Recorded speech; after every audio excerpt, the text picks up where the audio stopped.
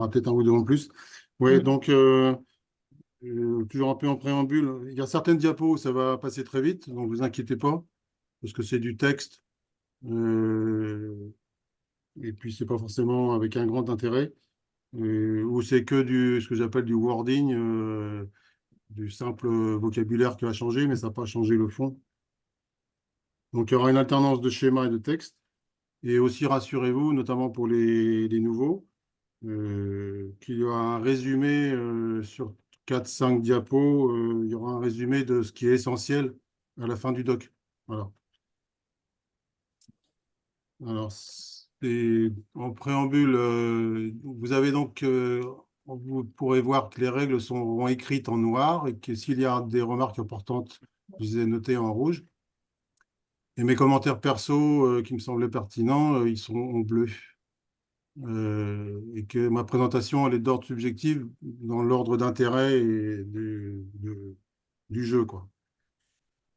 Euh, Dans les définitions, les HS, alors on dit HS ou HSR, hein, c'est un peu la même chose, mais les high speed rules, c'est le titre commun et les articles s'appellent HS, comme RCV, quoi.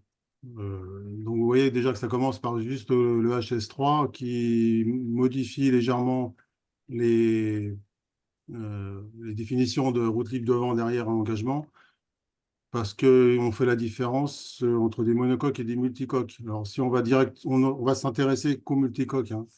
Euh, et ce qui est important, c'est que il peut y avoir, on fait, on peut être on peut être engagé sur des bords différents, donc engagé l'un sur l'autre sur des bords différents, parce que ça ressemble à ça. Si on prend les deux schémas de gauche, enfin le schéma de gauche, on, on est sur des amures opposés, bâbord-tribord, mais on est également engagé, ce qui n'est pas le cas en course à la voile classique, parce qu'on est au près. Bon, c'est un peu la sémantique, mais ça peut avoir des incidences quand même, notamment sur des approches de bouée. Et on l'est encore plus, je dirais, sur du portant, quand on est à plus de 90 degrés, comme sur toujours le schéma de gauche, entre rose et noir. Et puis évidemment, les schémas du milieu, il est évident que une des trois coques, ça fait le lien avec le schéma de droite, une des trois coques peuvent créer un engagement. euh, et parce que par les angles, et c'est ça qui peut poser souci de vision entre vous et nous, les angles peuvent vite créer des engagements. Alors, il y a un petit détail sur le dernier schéma en bas à droite. J'ai ma souris qui est active là, oui, c'est ça. Je ne sais pas si c'est vraiment possible sur vos bateaux. S'il y a une coque qui serait imbriquée tel que c'est dessiné, ben on est en fait, on n'est pas engagé, mais on joue sur la règle de devant-derrière. En général, si on est dans cette situation-là, j'imagine qu'un différentiel de vitesse pourrait vite créer un bateau gris qui s'engage et tout de suite et vient heurter un bateau qui est devant. Et c'est ça une règle basique 12, un bateau derrière qui ne se maintient pas à l'écart d'un bateau qui est devant. Bon, c'est un petit détail. Et ce qui est important de retenir, c'est les angles. Les monocoques, on s'en moque. Là, si, c'est un peu de l'écriture dans la définition qui est un petit peu modifiée de finir. On parle des coques, de ces coques, parce qu'il y a trois coques chez vous. Voilà. J'ai un petit commentaire qui fait le lien avec la définition de finir. Il est impossible de corriger une erreur de parcours parce que vous auriez passé la mauvaise bouée, par exemple, après avoir franchi la ligne. Dès lors que vous avez franchi la ligne, c'est mort, quoi. Euh, Seule une erreur de type franchissement de ligne d'arrivée dans le mauvais sens est possible de corriger en repassant dans le bon sens. Donc ça, c'est parce qu'une ligne serait pas très clairement mise en place par rapport au dernier trajet de parcours. C'est un petit peu, encore une fois, du wording, ça. Par contre, là, qu'est-ce qu'on a modifié dans la définition se maintenir à l'écart, donc de l'espace qui doit se créer entre nous quand on est dans un rapport, notamment au vent sous le vent. Ils ont remplacé le mot engagé par prioritaire parce que le mot engagé était trop restrictif. Parce que, comme on a vu sur la première diapo, on peut être auprès sur des bords opposés et en fait, on est engagé par rapport à la modification de définition engagée. Ça, sur le fond, ça ne change rien.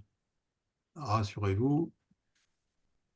Place à la marque. Ça, par contre, pour ceux qui font du bateau classique, enfin en règle, pardon, classique, c'est une définition qui est à l'identique de celle qu'on a en match race, qui est l'avantage d'être plus simple.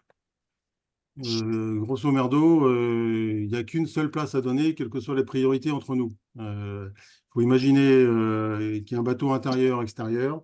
Celui qui est à l'intérieur, il a droit à de la place et il prend la place à laquelle il a droit, comme s'il était seul sur le parcours, parce qu'il fait son parcours sur une route optimum qui est sa route normale.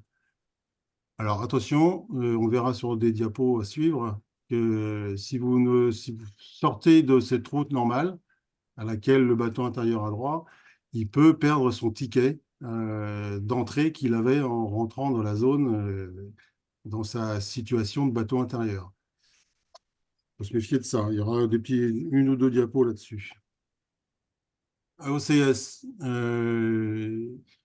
il n'y a rien de fantastique dans les HSR, si ce n'est qu'on s'est mis d'accord dans les IC qui sont de finalité d'écriture, là, que si un bateau ou des bateaux sont OCS, ils réparent selon la règle classique, euh, parce qu'ils pensent qu'ils ont la capacité, dans les conditions existantes, par rapport au timing de top départ, etc., de revenir prendre le départ, qui est une définition. Prendre le départ, c'est-à-dire être du bon côté de la ligne. Et si on est au-dessus ou avant le top, ben, il faut revenir prendre le départ sous la ligne. Et si vous, dans la densité de flotte supposée qu'on pourrait avoir avec 10 bateaux, si vous vous retrouvez un petit peu coincé, eh ben, il va falloir trouver des solutions, soit pour laisser passer toute la flotte et revenir, ou une situation peut-être un peu plus, je dirais, claire, qui serait, ben, vous êtes au-dessus à 20 ou 30 secondes. Il est facile pour ce bateau-là, sans doute, de revenir sans interférer aux autres bateaux, c'est-à-dire sans abattre sur un bateau sous le vent. Et de fait, prendra son départ correctement au top départ. Euh, voilà, on a essayé d'inventer d'autres choses, mais on va rester simple sur les OCS. Sur la place, qu'est-ce qu'on a rajouté? C'est toujours une histoire d'espace entre nous, hein, mais parce qu'ils ont rajouté la 28.3 qui fait référence au Bondari, mais le Bondari, c'est tout ce qui se passe sur, vous le savez, sur la coupe. Et comme on ne joue pas avec ça, on s'en moque. Je vous avais dit, il y a des diapos qui vont passer vite. Euh, prendre Ah le si, départ. Oui, juste hier, je me souviens d'un cas à, non, non, à Bonifacio, oui. d'un jibe, donc d'un tribord qui passe bâbord et C'était, qui jack direct sans demander la place, sans rien, alors que normalement, il doit abattre, ralentir et préparer, alors qu'il avait encore de la marge. tu Donc, parles de sur une situation d'OCS? non, non, ah, là, c'est sur une situation d'OCS? Non, non, c'était Oui, au portant. tu parles de portant là? Ouais, au portant, en face des falaises où Ah il y oui, avait oui, oui, la situation entre Coesio des et... tonnes. Et Oui, oui, oui, effectivement, oui. du coup, c'est bien rappeler ces règles-là aussi, que c'est pas un jibe direct, c'est d'abord Oui, oui. une mise en ralentissement du bateau et tout comme ça. Ouais, Je pense que c'est ouais, je note ça dans un coin, on essaiera de revenir dessus si tu veux à la fin. Mm. Ouais. Ok. Donc ça, prendre le départ, on en a parlé. Euh, la pénalité, en fait, elle sera définie dans les IC. Qu'on parte sous IP ou noir, il n'y aura pas de Z, hein. On sera comme on a déjà fait les années précédentes. Quelqu'un qui est OCS parce qu'il n'a pas eu l'opportunité de revenir ou il ne savait pas, bref, il aura un seul point comme des SQ, BFD, NSC, etc., etc. Donc, c'est du classique, on va dire. Une définition de la zone, c'est pas inutile de rappeler qu'on joue à 3 longueurs, même si il est vrai qu'en HSR, on peut modifier les longueurs. Euh, Dites-moi si je me trompe, mais je trouve que la 3 longueurs, c'est un bon compromis parce que 2, c'est évidemment beaucoup trop court. Si on en met 4, ben, plus on met de la distance à la bouée, à la marque, plus on est incertain d'être dans la zone. Donc, je souhaiterais qu'on reste à 3 longueurs. Et en- il y a quelques exemples qui sont donnés par rapport à la vitesse du bateau. Par exemple, vous êtes à 5 nœuds, il vous faut 6 secondes, soit 18 secondes avant l'entrée de la zone pour entrer l'étrave sur la marque. À l'extrême, vous êtes à 20 nœuds, il vous faut 1 seconde 5 entre votre coque qui percute la baudruche des 3 longueurs et qui vient taper la marque. Donc, ces timings-là sont au point intéressant aussi lorsqu'on arbitre pour, euh, pour justifier le fait qu'on était ou pas dans la zone.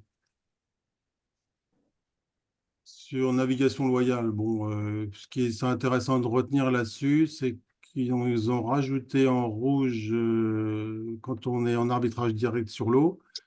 euh, Vous n'êtes pas obligé, vous n'avez pas besoin d'effectuer une pénalité, sauf évidemment si c'est signalé par un empailleur.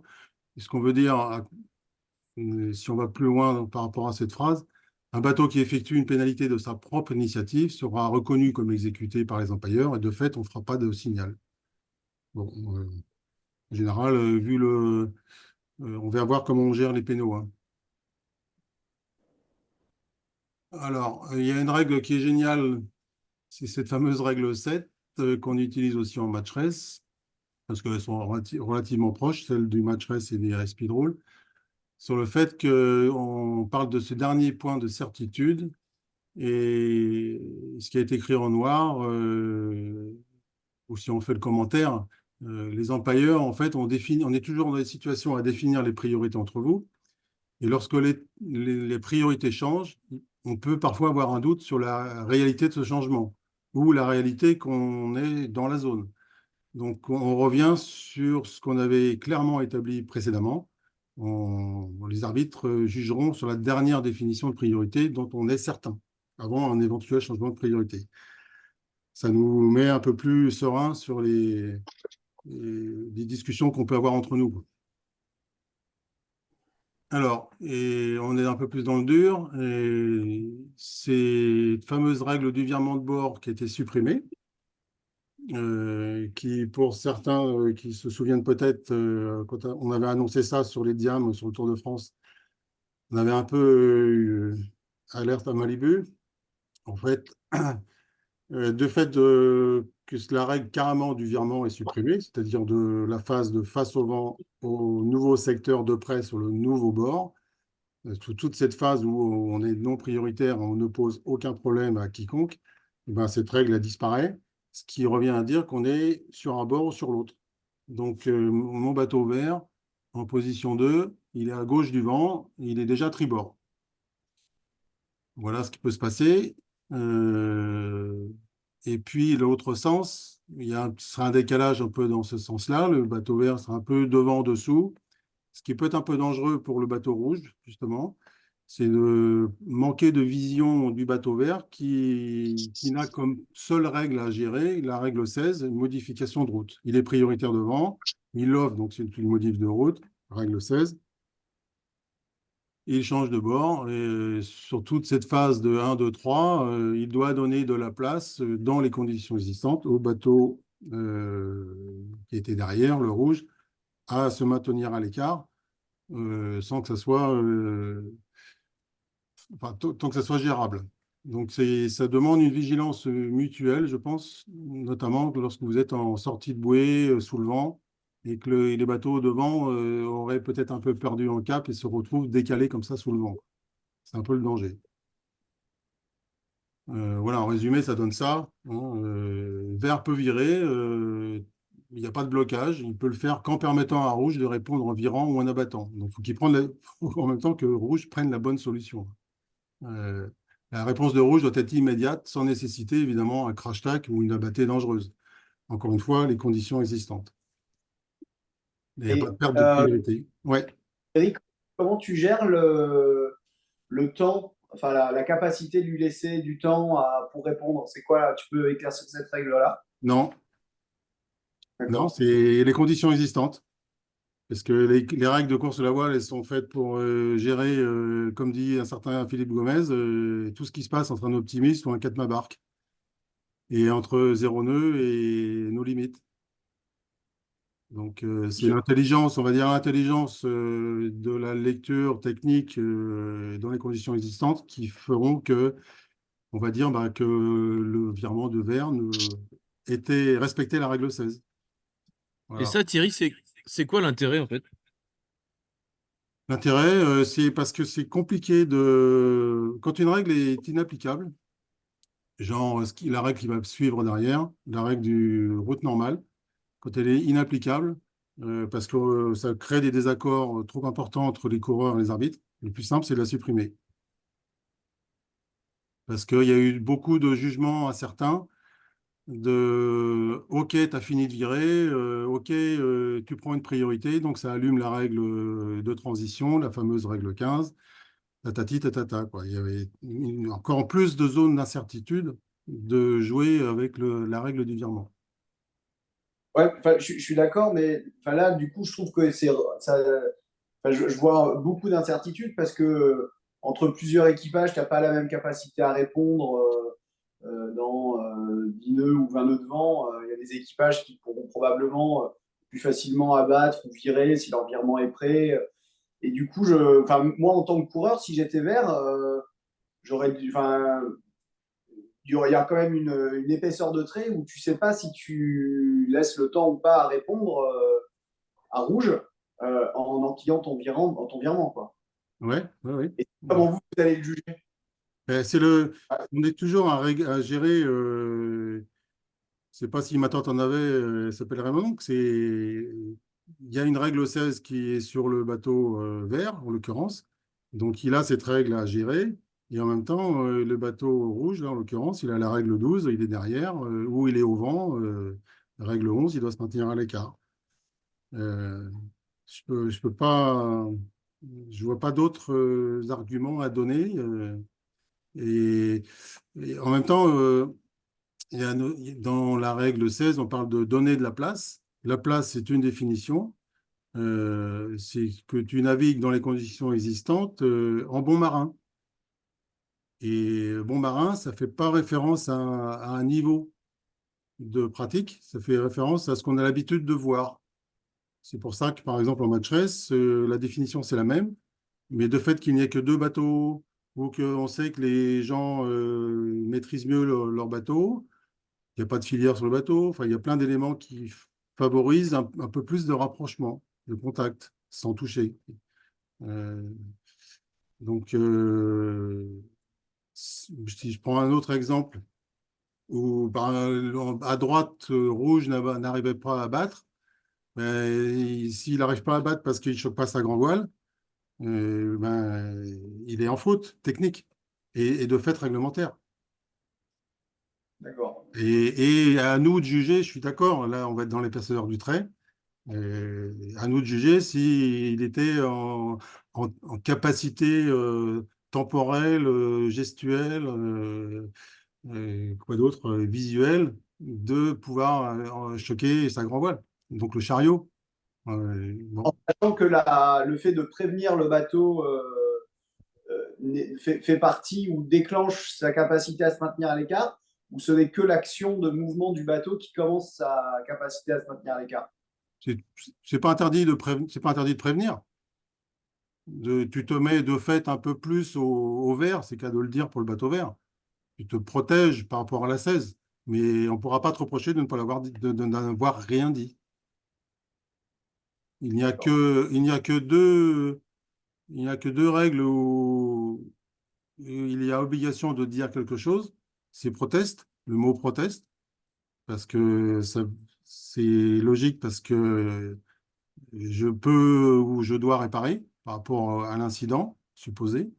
Et si c'est que des gros mots, on ne sait pas, on est un peu dans la compétition, donc on joue, quoi. Mais l'homoprotest allume clairement le fait de je répare ou je répare pas, je réclame pas.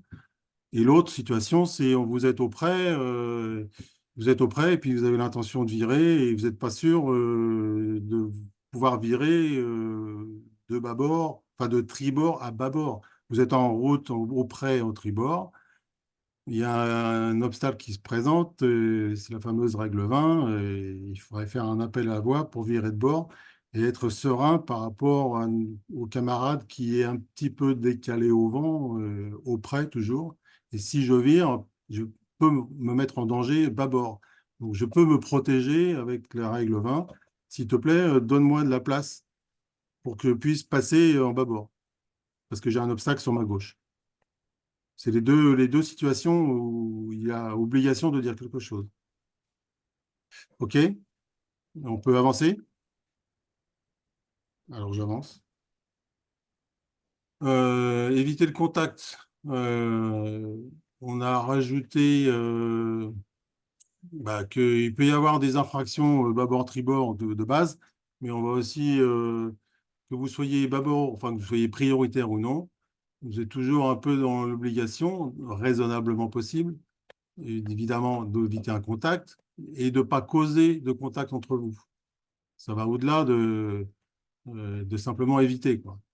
Et de ne pas causer de contact entre un bateau et un objet qui doit être évité, genre une bouée balise, quoi. En d'autres termes, pour être exonéré suite à un contact, que vous soyez, en l'occurrence, plutôt prioritaire, qui aurait entraîné des dommages et ou blessures, Euh, celui qui doit donner de la place, ou la place à la marque, doit éviter toujours un contact. Et celui qui a droit doit aussi éviter un contact. Dans tous les cas de figure, soyez prioritaire ou non, évitez les contacts. On en a parlé un petit peu tout à l'heure, les règles qui sont inapplicables parce que c'est trop le merdier et que ça crée des désaccords, voire même entre des arbitres. On a connu ça en match race. La règle 16.2, bon, c'est une règle qui ne sert à rien, aucun intérêt. Par contre, la 17, ça c'est fondamental, sur le fait que cette règle que j'appelle moi tactique, euh, fait que on se retrouve au vent sous le vent, que ce soit du près, du portant, etc. Donc des situations au vent sous le vent, ça veut dire que vous êtes tous les deux, voire tous les trois sur le même bord, engagés. Ben, celui qui est sous le vent, s'il a envie de lofer au-dessus de sa route normale, il peut le faire. S'il offre, ça veut dire qu'il va modifier sa route. Donc, il allume la règle 16 qui implique de donner de la place, des solutions au bateau au vent. Et donc, je mets un petit commentaire. Lorsque vous êtes plus lent au portant, vous êtes mal. Parce que vous vous faites engager et puis si celui qui s'est engagé sous le vent est très agressif, il peut non seulement continuer la route autant qu'il veut, voire même vous faire lofer. Voilà. Alors la 18, c'est celle qui est le plus modifiée, mais qui simplifie la vision des situations entre vous. Je vous fais grâce de la lecture de la règle, hein. Si ce n'est que, quand même, pardon, en petit a, la 18 petit a, la 18 s'applique lorsqu'on est, on est tenu de laisser une marque du même côté. Et qu'il y en a au moins un des bateaux, pardon, qui rentre dans la zone des 3 longueurs.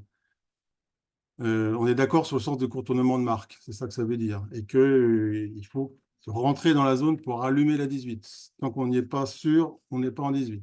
Et que, par contre, les cas où ça ne s'applique pas, les 1, 2, 3, quelque part, on se moque. C'est plutôt le 4 qui est intéressant. Pardon. C'est un bateau qui a eu droit à la place, il est content, il est sur le bord suivant, et que la marque est derrière lui, la 18 s'éteint. Donc la 18 s'allume lorsqu'on percute la zone, et elle s'éteint lorsqu'on n'est plus engagé, entre guillemets, tableau arrière sur la marque. À ce moment-là, la 18 s'éteint. Et c'est les commentaires qu'on fait, nous, en empailleur, d'ailleurs. En... Et ça aussi, je passe parce qu'on va avoir des dessins. Et puis, il y a une 18-3, notamment le petit b, qui est fondamental, mais rassurez-vous, le dessin, vous devrez vous mettre un peu plus serein. Lorsque on est prioritaire, engagé à l'intérieur, et qu'on doit changer de bord pour suivre sa route normale, on est censé ne pas dépasser son point de virement ou d'empannage. Il ne doit pas, jusqu'à ce qu'il change de bord, naviguer plus loin de la marque que nécessaire. Donc que ce soit un virement ou un empannage. Tant que ça n'affecte pas la route d'un autre bateau. Vous allez voir les dessins. Et puis en gras, il est écrit que cette règle-là ne s'applique pas à une porte. Ce qui génère évidemment des situations qu'on va voir. Alors, la situation 1, on a un bateau vert qui est devant, un rouge derrière. Le vert a très envie d'empanner. Tant qu'il est engagé sur la bouée, il est protégé, même si c'est des termes qu'on n'aime pas trop, mais je trouve que ça a du sens quand même. Et il est protégé sur son empannage de se mettre en bâbord avec un rouge qui est toujours tribord, qui lui aussi modifie sa route. Alors évidemment, si le vert fait ça, tant qu'à faire, il faudrait qu'on soit toujours en 18, donc qu'on soit clairement engagé, et ça veut dire qu'on est quand même très près de la bouée. Et qu'en position 4, on va dire off parce qu'on n'est plus engagé, les tableaux arrière se désengagent de la marque. Un exemple, marque au vent. Un marque sous le vent, voilà. Des situations où le rouge est clairement engagé parce que les angles font qu'on est engagé et on peut facilement désigner qui est à l'intérieur et donc à droit de la place, et que le vert à l'extérieur doit donner de la place, encore une fois, à la marque selon la définition. Le rouge, même bâbord, doit faire sa manœuvre comme s'il était seul. Ça ne veut pas forcément dire coller sur la bouée, et ça ne veut pas forcément dire aller chercher la zone des 3 longueurs. C'est encore une fois les conditions existantes. On peut imaginer un rouge qui arrive relativement assez serré par rapport au vent, et que la trajectoire, ben forcément, ça ne va pas être la même. Alors qu'au contraire, s'il est très haut, il va pouvoir ressortir très près de la bouée. Et le rayon de giration, il est incontournable et il faut le gérer selon l'approche de marque. Et si je finis sur ma logique, on est en position 3, on n'est plus engagé, off. On oublie la bouée. Ensuite, donc voilà un peu plus la réalité de la vie qui crée. Thierry, c'est Luc. Est-ce que tu peux revenir juste sur le slide d'avant, là, sur. Ouais. Là, le rouge est engagé sur le vert, là, on est d'accord. C'est ce que tu dis. Ah bah, oui, oui, parce que les angles. Et ça, même en course, pour toi, hein, et même en course classique, en règle de course classique, c'est la même logique, là. Le rouge est à l'intérieur et engagé. Intérieur. Ouais. Intérieur et dépassation des trappes. Ouais, ok. Si tu veux, pour comprendre à contrario, il y a 2 situations. Moi, j'aime bien fonctionner aussi sur ce principe-là, comment dire, des exceptions. Les exceptions où on va dire, OK, tu es peut-être à l'intérieur, OK, tu es à l'intérieur, mais la situation n'est pas gérable. Donc, les cas où, OK, tu es à l'intérieur, mais tu n'auras pas d'eau, en termes basiques, vous la connaissez, c'est au départ. Évidemment, la fameuse règle anti-bargine, ceux qui sont au comité, bah, ils sont peut-être à l'intérieur, mais c'est l'heure de partir. Ben, heureusement, le législateur a dit non, c'est trop dangereux, tu es peut-être à l'intérieur, même tu es à l'intérieur, mais tu n'auras pas d'eau. Donc dégage, sors de là. Viens pas abattre sur un bateau sous le vent. C'est la première logique. Et l'autre logique, c'est à la marque au vent. Vous êtes au vent, bâbord, tribord, et avec la bouée à laisser à gauche. En règle de course à la voile classique, ça revient à dire que le bâbord, tu es peut-être à l'intérieur, tu es même à l'intérieur, mais tu n'as pas droit à la place parce que c'est trop dangereux. Mais ce que je viens de te dire, tu l'oublies, parce qu'en HSR, on fait la photo de qui est à l'intérieur, extérieur, et on verra, on a cette situation-là sur la diapo qui suit. Le bleu, il est à l'intérieur. Si tu fais le sillage, on voit bien que le bleu est à l'intérieur. Ça veut dire que tous les petits camarades jaunes, verts et rouges sont à l'extérieur et doivent donner de la place à la marque au bleu. Ce qui est évidemment pas le cas en course à la voile classique. Mais d'avoir modifié ça, on peut critiquer, hein, mais n'empêche que ça simplifie grandement la vision des situations.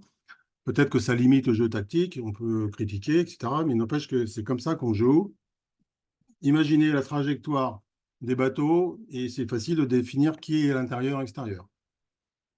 C'est clair, Luc? Oui, c'est clair, c'est clair. Mais juste la slide d'avance, si jamais le bateau vert, il avait par exemple une longueur d'avance en plus et qu'il passait naturel devant, Il n'y a pas de discussion. il n'y a pas de discussion, on est d'accord. On est Mais d'accord. Il est même il est dans un rapport engagé, il doit donner de la place à la marque. Si dans les différentiels de vitesse ou l'avance que tu mets en exemple fait que, en fait, il arrive, le vert, à passer au ras de la marque et que ça ne pose pas de problème au bateau rouge, et tout va bien. On voit ça tous ouais, les jours en course à la voile. Mais oui, le vert prend le risque. oui, si jamais il merde sa manœuvre, il doit Oui, laisser de la place. oui, oui. Jusqu'à ce que le bateau intérieur ait eu satisfaction à son droit à la place. Ok, ça on l'a vu. Ça aussi, c'est. Non, excuse-moi, Thierry, là, ouais, juste sur l'engagement auprès.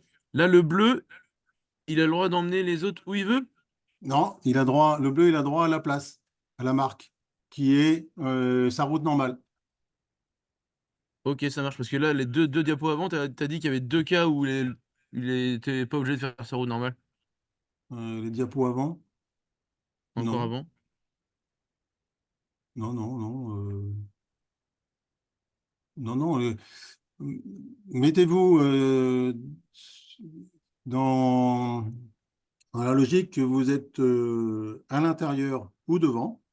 Donc, vous avez droit à la place à la marque. Et vous êtes tout seul sur le stade, dans les conditions Ok. existantes. Le vent, le courant, gna, gna, gna, vous prenez la place à laquelle vous avez droit. Mais si vous sortez de cette route normale, pour X raisons, hein, problème technique, j'en sais rien, voire vous sortez de la zone, bah, vous mettez tout par terre. Vous perdez votre ticket d'entrée, quoi. C'est bon? Et Ok. Thierry, j'avais une question en revenant la diapo là, sur le passage à la marque. Voilà celle-là. Bon, la situation est assez claire, mais bon, enfin, ça crée quand même une situation dangereuse où tu arrives plein gaz bâbord sur la bouée, Ouais, avec une flotte qui arrive tribord, qui a fait sa line propre, ouais. Eh ben qui oui. arrive aussi plein gaz. Ouais. Il y a moyen de se faire peur quand même. Tu vas être sûr que si tu arrives à la bouée bâbord, les autres, ils vont anticiper pour te laisser la place de virer et tout. Enfin, je sais pas, la situation, elle est déjà arrivée, j'imagine, Ouais, plein de fois. ouais, ça s'est bien passé. Et le bleu, il n'est pas obligé de te virer, coller sur la bouée, hein, parce que vos bordels à trois coques, là, il faut les faire tourner. Il y a peut-être du courant, tu rajoutes du courant, donc il faut peut-être s'écarter un peu plus. Ouais, c'est pour ça que pour les tribords, c'est une situation qui est pas évidente à gérer quand même. Ouais, ben, vous avez deux bouées là-haut, donc il y aura peut-être moyen de faire différemment tactiquement, quoi. Ok. Et on est d'accord, attention, le bleu, il est dans la zone, hein. Oui, on est bien d'accord, hein. Ouais, il a allumé la 18, hein. Et encore une fois, on est engagé même auprès, de par les angles.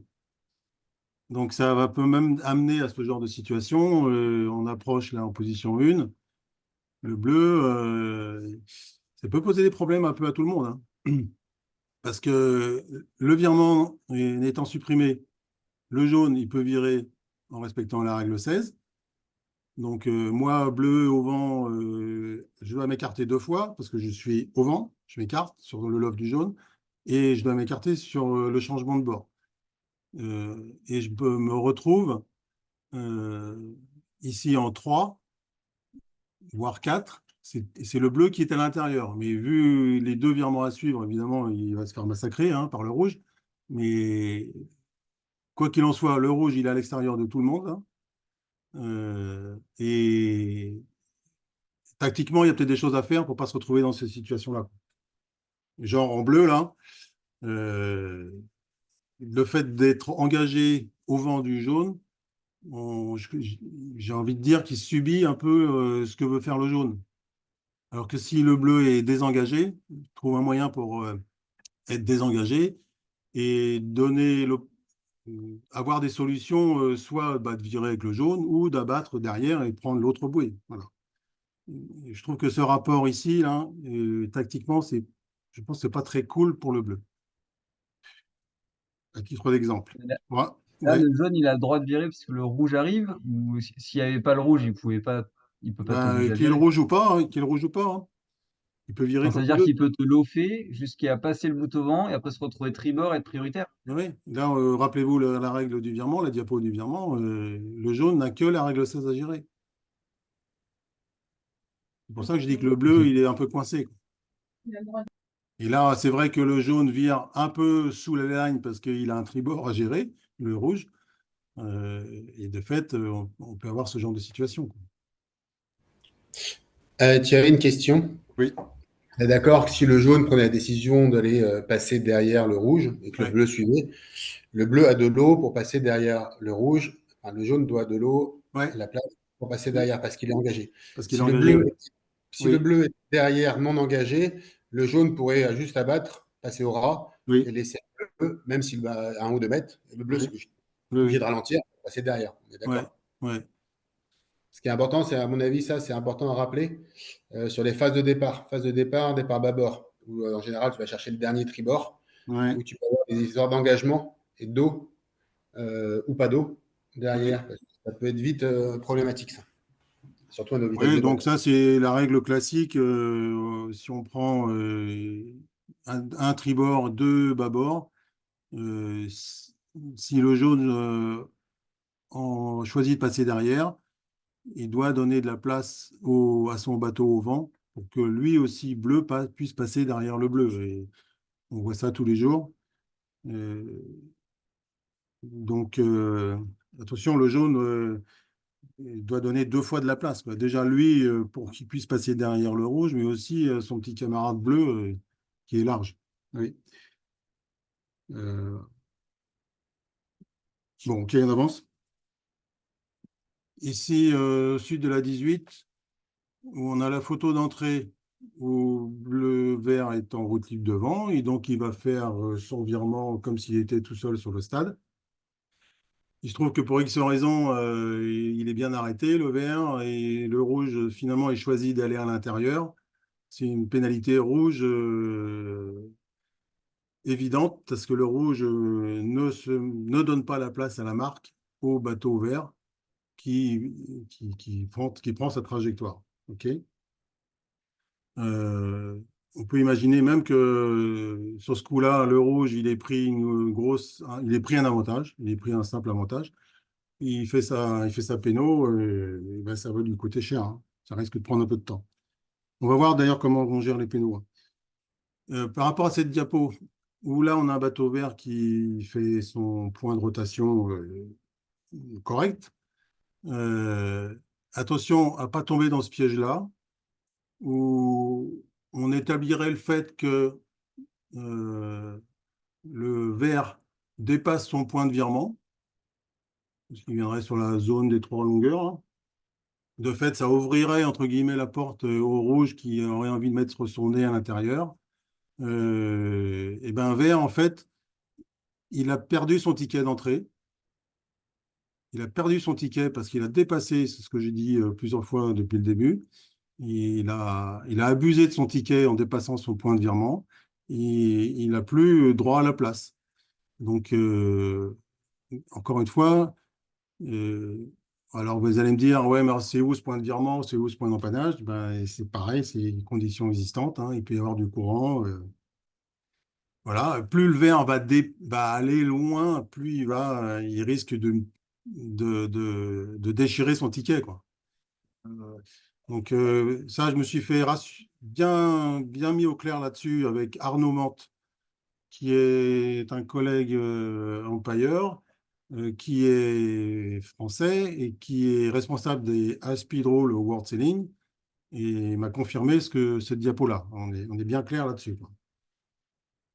OK. Ensuite, des situations qui sont un peu plus difficiles peut-être en visualisation. Encore une fois, en position 1, si on fait la trajectoire des bateaux respectifs, on a bien le bateau vert qui est à l'intérieur du virage, même s'il y a un, deux ou trois, autant de virements que vous voulez, pour aller contourner la marque. Donc, d'autant plus que vos bateaux sont larges, le flotteur au vent du vert peut le mettre en situation d'engagement à l'intérieur de la marque par rapport au rouge. Ça, c'est un piège, attention, du rouge, hein, qui se dit, bah, OK, je passe devant et je fais ma bouée comme si j'étais seul au monde. Manque de peau. On a fait la photo d'entrée lorsque le rouge rentre dans la zone et on définit qui est à l'intérieur grâce au sillage qui va se passer à suivre. Euh, alors, il y a des petites exceptions. Euh, on en a parlé tout à l'heure sur la 18.3b. On nous dit que on est dans un rapport prioritaire à l'intérieur et que on doit suivre sa route normale. On ne doit pas, jusqu'à ce qu'on change de bord, passer plus loin de la marque. Si on prend le cas ici où le vert dépasserait son point de virement, ça pourrait être une infraction pour le bateau vert parce qu'il ne respecte pas sa route normale. Mais en même temps, le rouge, attention, vous êtes bâbord et dans tous les cas, 10 fois sur 10, écartez-vous parce que, il faut éviter les contacts, voire même avant, il faut respecter la règle 10, bâbord, tribord. Et on pourrait avoir une pénalité chacun quelque part, hein. Vous êtes même non prioritaire en rouge, vous devez toujours vous écarter par la règle 10, par la règle 14. OK? Et ça, c'est parce que on est, parce qu'on est sur une seule marque. On va voir qu'avec les portes, ça change un peu tout, hein. Ici, toujours avec une seule marque, et puis que c'est la ligne d'arrivée vers la droite, ou même c'est un bord de portant, mais il n'y a qu'une seule marque, hein, parce que, attention, ça ne s'applique pas à une marque d'arrivée ou à une porte. Il se trouve que dans le rapport en position 1, le vert croise devant, dépasse son point de virement, mais ça n'affecte pas la route du bâbord. Euh, il est toujours dans une situation où il est à l'intérieur et que c'est un gros danger pour rouge de venir à l'intérieur. Ici, vert, bien que dépassant son point de virement, n'affecte pas la route de rouge, donc il n'enfreint pas cette règle 18.3b et il a malgré tout encore son ticket. Bon, c'est juste pour faire la différence entre le fait qu'ici, le vert dépassant son point de virement affecte la route du bâbord et que ici, il dépasse son point de virement, mais ça ne gêne pas le rouge qui est sur sa route. En même temps, rouge, il doit toujours donner de la place à la marque. Thierry, c'est Erwan. Ouais. Du coup, juste pour revenir encore sur la précédente slide, ouais, voilà. Si là, parce que là, le vert, il a quand même un virement à faire. Ouais. Si rouge, il voit que il y a suffisamment de place entre la marque et le bateau vert pour passer dessous, est-ce qu'il peut faire le choix d'abattre derrière le tribord? Ouais. Et à partir du moment où il gêne pas la manœuvre du vert, même si le vert crie proteste, ça reste vert, quoi. Oui, c'est un peu la même réponse je crois que c'était Luc, hein, qui posait la question. le rouge doit donner de la place à la marque. Si le fait de passer par en dessous, entre le vert et la marque, et que jusqu'à ce que le vert ait eu satisfaction et qu'il ait pu passer, enrouler sa marque comme si rouge était un fantôme, rouge a donné de la place à la marque. Ok. On traite comme ça, oui. Il prend 100% des risques à y aller. Et il y a des fois, ça marche, hein. Voilà, compas dans l'œil, quoi. Oui. Alors attention, c'est un petit piège, ça, par rapport à cette règle-là. On parle d'un bateau prioritaire ne doit pas dépasser son point de virement ou d'empannage. Mais là, ici, le vert, il est à l'intérieur, mais il est non prioritaire parce qu'au vent. Donc, s'il n'a pas envie de virer ou s'il veut faire ça, il n'y a aucun souci. La seule règle qu'il doit gérer, le vert, c'est qu'il est au vent, il doit se maintenir à l'écart. C'est le petit truc qui peut perturber parfois. Attention, on parle d'un bateau engagé à l'intérieur prioritaire, qui ne doit pas dépasser son point de virement ou d'empannage. Sur la photo qu'on a présentement, là, il est à l'intérieur, mais non prioritaire au vent. Alors, puisque on a malgré tout des exceptions qui sont malgré tout logiques par rapport à l'activité, dès lors que on est sur des situations de porte, au vent ou sous le vent, le vert, certes, il est à l'intérieur par rapport au rouge pour la marque de droite, mais si finalement il a envie de changer d'avis, la seule règle qu'il a à gérer, le vert, c'est la règle 16. C'est une modification de route. Il doit donner de la place, des solutions au bateau bâbord de respecter la règle 10, quoi. C'est-à-dire que le vert n'est pas obligé de virer sur cette bouée-là. C'est la même chose, je vais ici directement, c'est la même chose ici. Le vert est à l'intérieur, ou tout du moins il allume la bouée de gauche en descendant. S'il n'y avait qu'une seule marque, c'est-à-dire que vous oubliez celle qui est à gauche de mon écran, s'il n'y avait qu'une seule marque, le vert serait soumis, contraint de ne pas dépasser son point d'empannage. Il est prioritaire tribord à l'intérieur du rouge. Le vert devrait contourner cette marque-là. Mais c'est une porte. C'est une exception qui est malgré tout logique. Le tribord pourrait est autorisé à aller sur l'autre marque. Donc, que ce soit au vent ou sous le vent, c'est le même jeu, hein. Donc, je suis allé direct sur cette diapo pour faire le lien avec la porte au vent et porte sous le vent. Mais on a quand même ça à gérer. On est d'accord là-dessus. Ici, c'est une petite question qui pourrait être posée. On est devant, derrière. Le rouge doit donner de la place à la marque jusqu'à ce que vert ait une satisfaction. Est-ce que le virement, le changement de bord, ou est-ce que le vert est toujours en 18? Eh bien, en l'occurrence, oui. Il est toujours engagé. Il est toujours en contournement, en trajectoire continue d'enroulement de marque. Il change de bord. Certes, il se met bâbord devant un tribord qui, lui aussi, tribord rouge, modifie sa route. Mais le vert est protégé par la 18. Parce qu'on on peut supposer, pourquoi pas, que ce soit sa route normale de virer de bord et d'aller sur la droite du plan d'eau. Évidemment, il faut faire ça sur la bouée.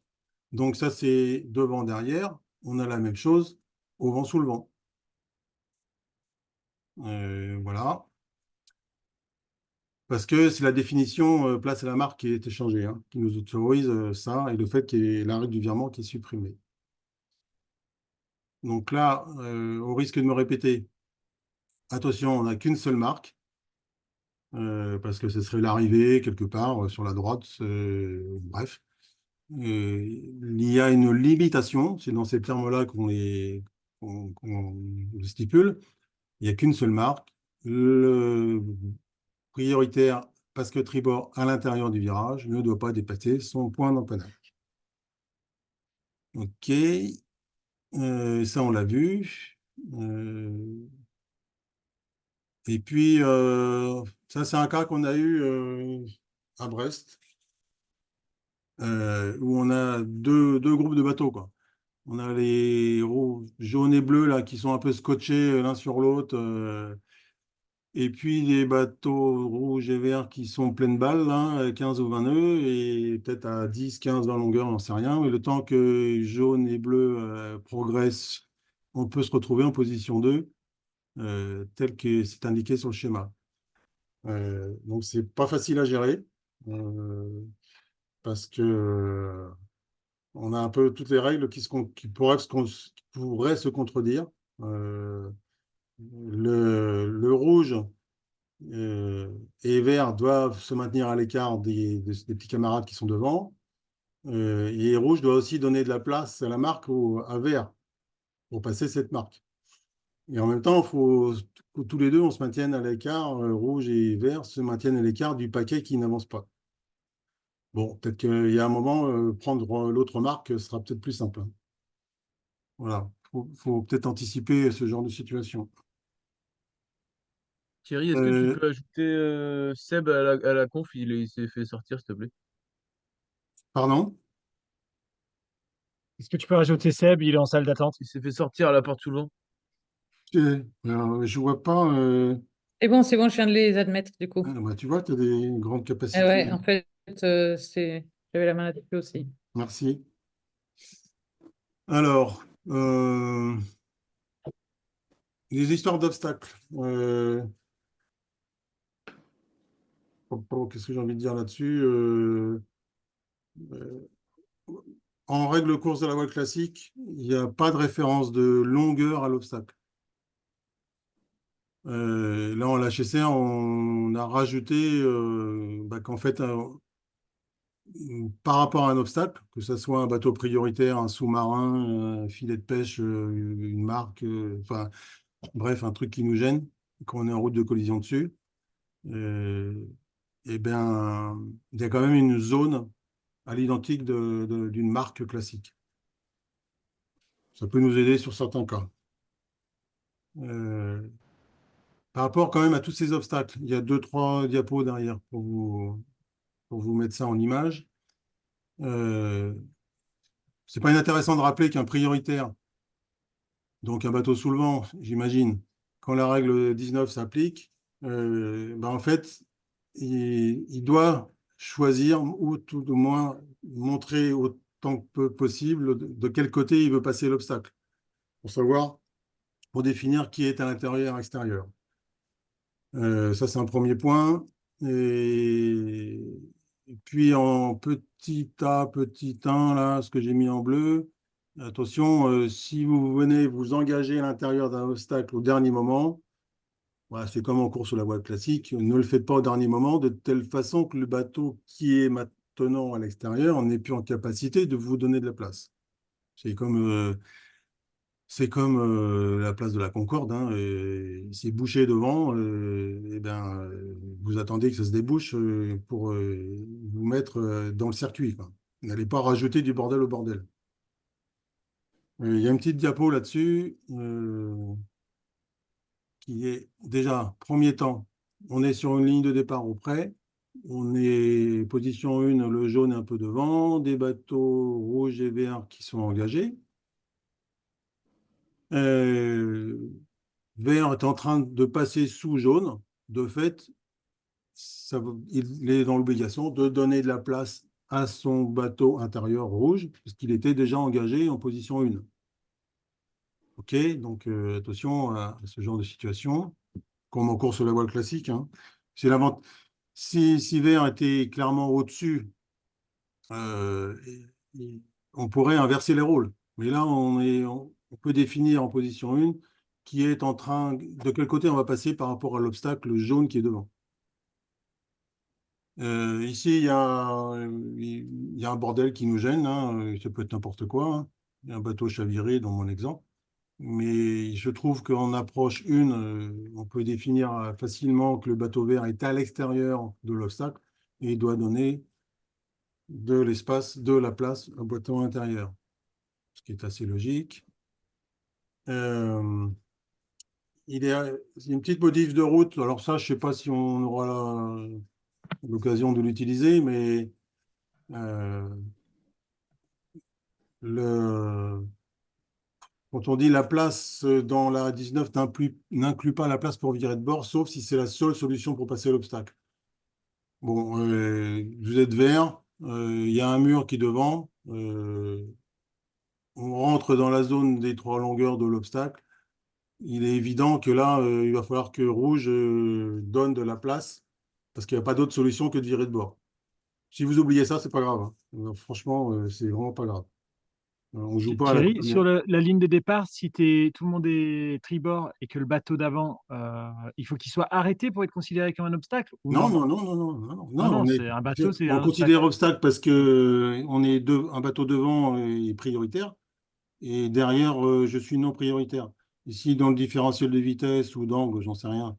Moi, derrière, il y a un moment, il faut que je me maintienne. Je suis toujours dans l'obligation de me maintenir à l'écart d'un bateau qui est devant, à court ou moyen terme. Donc, Mais typiquement, le 1, il peut passer si le 1, il peut passer au-dessus. Non, il faut que qu'est-ce le que tu vert dis, laisse de la place le au rouge. 1, le 1, quelle couleur? Le rouge. Le rouge. Le vert doit laisser de la place au rouge, quoi. Oui, parce que là, le vert est en train de passer dessous. Mm. Mais si je mets le jaune plutôt ici, Mm. donc le vert est carrément en route de collision sur jaune, bah, si vert, il a envie, c'est lui qui est prioritaire dessous, sous le vent de rouge. Donc si le jaune il serait ici, ma souris, vous la voyez bouger là? Ici, là? Elle bouge, ma souris? Oui, oui. Oui? Oui, Oui, oui. rouge, ouais. Ouais, s'il était là, le jaune, ben vert, s'il offre, il allume la règle 16, il modifie sa route. Il faut donner des solutions au bateau rouge, au vent, de se maintenir à l'écart. Et de fait, s'il passe au-dessus, qui est à l'intérieur? Ah ben, ça sera vert.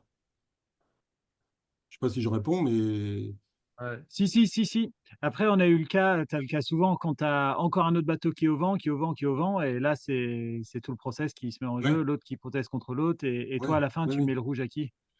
À Ben, celui qui est tout au vent, si ou souvent.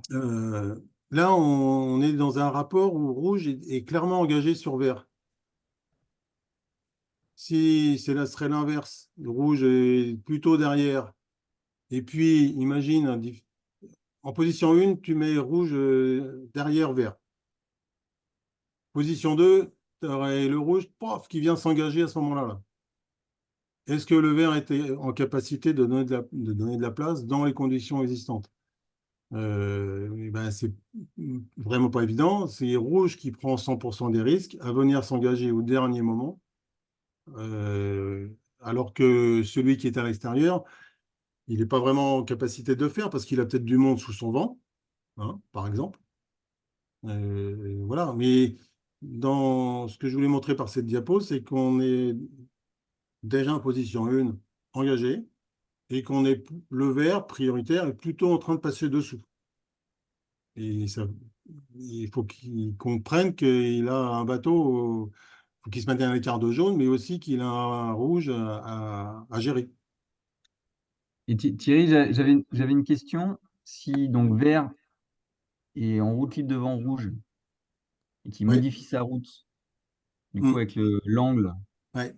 où rouge devient engagé à ce moment-là, qu'est-ce qui se passe? Et ben, qu'est-ce qui se passe? Il va faire plusieurs modifs de route. Ton ami vert, là, il offre dans un premier temps, ce qui fait que ça le met sous le vent du rouge. Euh, et qu'au final, il choisit de réabattre pour passer derrière. Ça va peut-être se désengager. Il y a aussi l'histoire de la définition qui a été modifiée, là, hein. Le fait que devant, il y a un obstacle jaune devant et qu'à 3 longueurs, ça devient clairement un obstacle. Et on pourrait statuer sur le rapport de force qu'il y a entre rouge et vert. Est-ce qu'ils sont devant, lorsqu'ils rentrent dans la zone des 3 longueurs de jaune, là, obstacle, est-ce qu'ils sont sur un rapport rouge et vert devant derrière ou avant sous le vent? On va voir. Du coup, enfin, tu vois, ça pourrait donner il n'y a pas une notion de longueur par rapport à jaune. Bah, ce que j'ai envie de dire, si j'espère ne pas dire de bêtises, c'est que puisque la définition obstacle est un peu modifiée, parce on met en avant l'histoire de zone des trois longueurs, on va dire à l'identique de marque, euh, ça permet de justifier un peu plus justement ce rapport de force, ce statut entre rouge et vert à la zone. Oui, donc on parle de trois longueurs aussi dans ce cas-là. Ouais, ouais. Même si c'est un bateau qui bouge, quoi. Euh, ce qui, ce que j'ai envie de dire, c'est que c'est plutôt un rouge qui prend 100% des risques à vouloir s'engager au dernier moment. Entre l'espace qui pourrait, mais qui pourrait, encore une fois, au conditionnel, entre jaune et vert, quoi. Est-ce que vert est en capacité de donner de la place au dernier moment, lorsque rouge vient s'engager au vent de vert? Et, et vos bateaux, ils sont larges, donc et ça fait beaucoup d'espace à donner. Et tactiquement, vert, il a tout intérêt à montrer ce qu'il veut faire par rapport à un obstacle qui est devant lui. Euh, Plus il sera éloigné vers écarté, voire abattu sur jaune, plus ça ouvre la porte au rouge de venir à l'intérieur. Et à contrario, plus le vert monte et est un peu plus angulé, loffé, en route de collision sur jaune, et puis que rouge est toujours derrière, ben rouge vient pas te mettre dans l'espace, tu n'auras pas la place. Je prends une autre solution, ce qui sera d'aller au-dessus du jaune, ou de t'arrêter derrière jaune, parce qu'il y a peut-être du monde entre jaune et enfin, quelqu'un au vent de jaune. OK? Thierry, c'est Anne-Claire. J'ai une question. Justement, si tu donc t'es vert, tu vois la situation arriver et t'es pas encore dans les trois, tabac, du coup tu désengages rouge et à ce moment-là tu rentres dans ce qu'on va appeler la zone des trois longueurs. Ouais, Donc rouge il est derrière à ce moment-là. Là ouais, tu l'offres, tu dois toujours lui laisser la place à rouge parce que là tu redeviens ouais, vert rouge au vent sous le vent. Donc ouais, ouais, ouais, mais au moment où tu es rentré dans la zone de l'obstacle, il n'était pas engagé. Il se passe quoi? ouais, ouais. Ça, je pense que je ne sais pas si mes amis arbitres, ils auraient un avis là-dessus, mais ça me paraît super compliqué à gérer, nous, parce qu'on est derrière. On est derrière vous. Donc, pour gérer les histoires de zone, de longueur, là, oh, ça me paraît Mais super. Ouais. On n'est pas dans les si du coup perpendiculaires, tu es on est dans rouge, votre tu axe te dis, bon, arrière j'y vais pas plutôt. parce que je le sens pas, mais j'ai quand même demandé de l'eau. Tu as Hein? quand même demandé de l'eau, tu décides de pas y aller. Tu protestes contre le vert. Normalement, le vert, il prend une péno. Si on est dans un rapport tel qu'il est ici, là. Oui. Oui, oui, Mais là, oui, en deux, tu le sens pas quand même parce qu'il y a il y a trop de risques. Tu passes au-dessus, tu protestes et le 2, normalement, il prend une péno. ouais, c'est une Le rouge, le bonne, vert, pardon. ouais, oui, c'est une bonne question. Oui, oui, c'est une bonne question. La péno, elle serait plutôt vert, oui. Ouais, oui, oui. Parce qu'on a établi en position 1, ben, le vert, il est plutôt à l'extérieur. Et s'il y a un doute, c'est quand même un petit bonus pour le prioritaire, hein, qui choisit quel côté il veut passer, hein. Mais là, sur mon schéma, il est plutôt en train de passer dessous et de fait, vert extérieur. J'ai une autre question. Si Ouais. maintenant, même condition vert-rouge, tu t'es vert et tu restes l'eau fait, donc Hum, ça fait genre je vais passer au vent. hum. Et avant de passer au vent, bah, toi, t'abats et ce qui empêche au rouge d'abattre. Il se passe quoi? Ben, tout va bien, Madame la Marquise. Ok. Il n'y a pas Merci. de, il y a pas d'obligation de résultat. Je veux dire, tu as choisi un côté. Euh, et ouais, ouais, j'essaye de faire un comparatif avec d'autres règles, mais j'en ai pas. Sauf si Corinne ou Bertrand, vous avez des idées, mais le, le Ouais, fait- si, c'est comme au départ en match ouais, race quand tu arrives sur le oui, comité et que tu changes ouais, de décision à la dernière minute. ouais, ouais, c'est ça. Ouais. Je pensais un peu à ça. Mais là, je vois pas de problème de changer. de vert qui serait quand même un peu plus loffé, en train de se mettre en situation intérieure et non pas extérieure. De fait, au dernier moment, il choisit d'aller dessous. Tout va bien pour les deux bateaux. Le... Ouais, ce serait compliqué si c'était l'inverse, si au Ouais, dernier moment, il décidait de passer au vent. ouais. Mais S'il dans la choisit de passer au mesure vent au dernier moment, il est vraiment en règle 16, quoi. voilà. Et Ouais, là, bah, après, il choisit de passer sous le vent. Pour moi, il n'y a aucun souci, hein. ouais. Bon, je ne pensais pas que ça vous inquiéterait autant que ça, mais c'est bien d'avoir des questions. Ça, on l'a vu.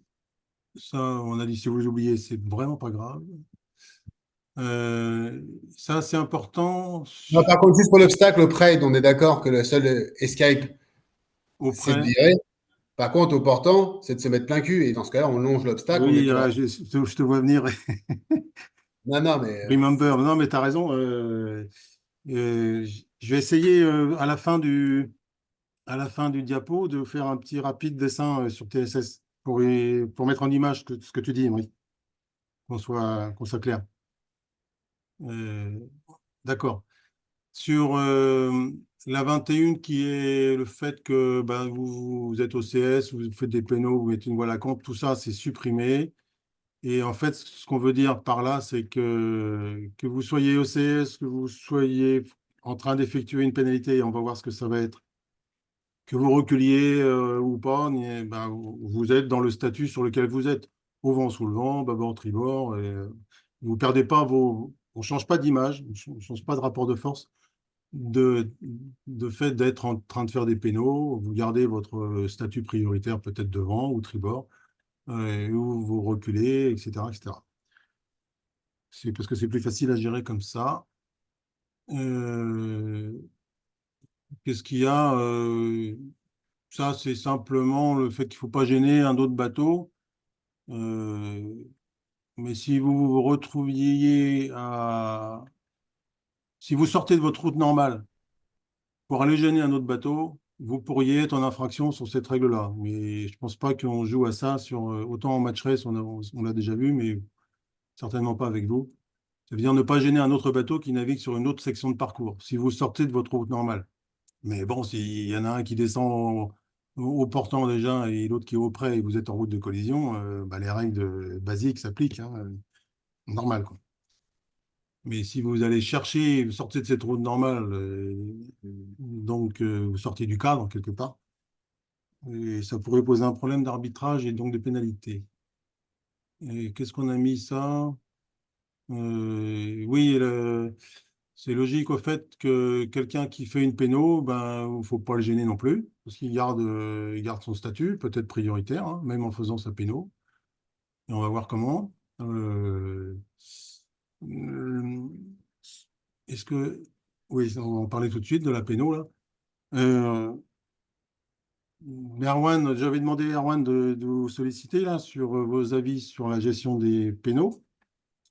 Il m'a donné une réponse qui est sympa parce il y a quand même une grosse majorité, si ce n'est pas tout le monde, qui est d'accord pour le fait de rendre les choses simples, même s'il peut y avoir toujours une certaine zone d'incertitude sur le fait que les pénalités vont être gérées par les employeurs sur le pavillon rouge, qui vous demandera de perdre de la course sur le fond, donc de ralentir autant que possible le plus efficacement possible pour vous remettre dans la situation où vous devriez y être si vous n'avez pas enfreint une règle.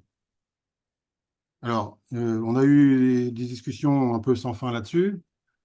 Euh, Plus vous serez efficace sur votre ralentissement, et je pense que le plus efficace, c'est de jouer sur les trajectoires, genre lofer ou abattre en grand.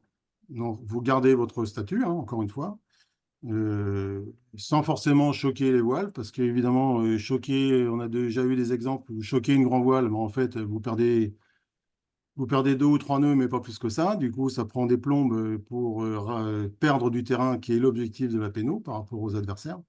et de fait, vous n'êtes pas content parce que la péno, elle dure longtemps, longtemps, longtemps, bah oui, mais ça ralentit pas assez.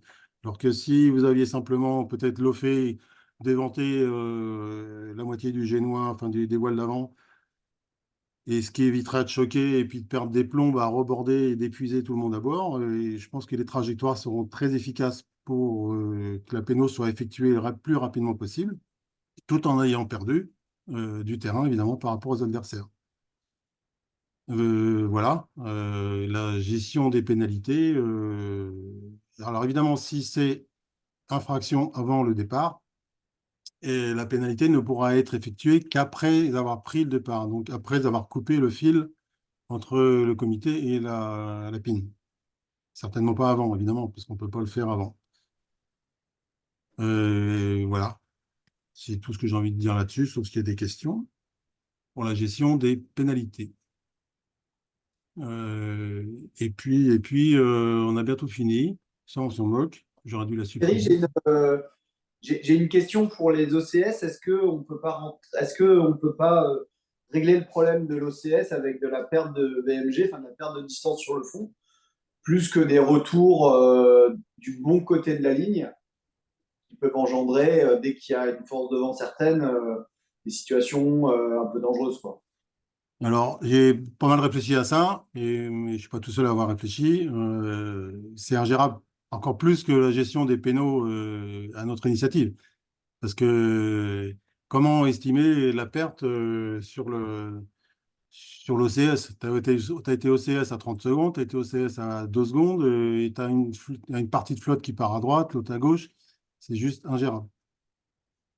Et le fait, encore une fois, je pense que le cas le plus simple, c'est ben, vous êtes au-dessus dans la minute parce que voilà, mais vous avez encore la capacité de revenir sous la ligne sans interférer et respecter la règle de base au vent sous le vent par rapport aux adversaires.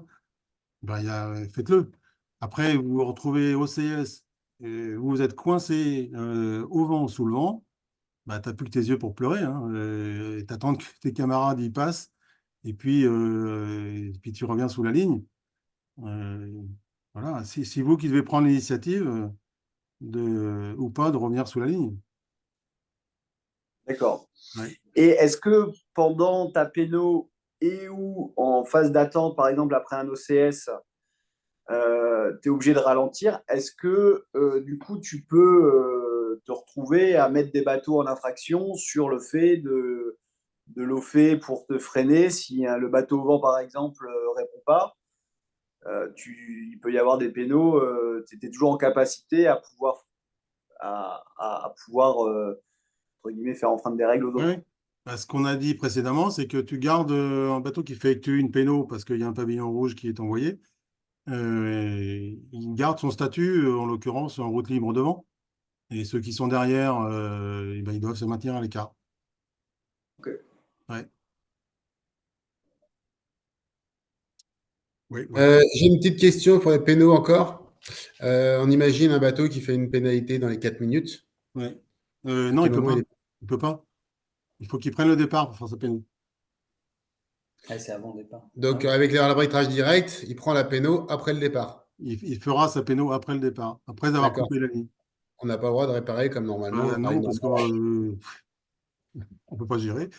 C'est comme il n'y a pas de route normale avant le départ, c'est un peu le même principe. Mhm. OK. Alors ensuite, ça, oui, juste un peu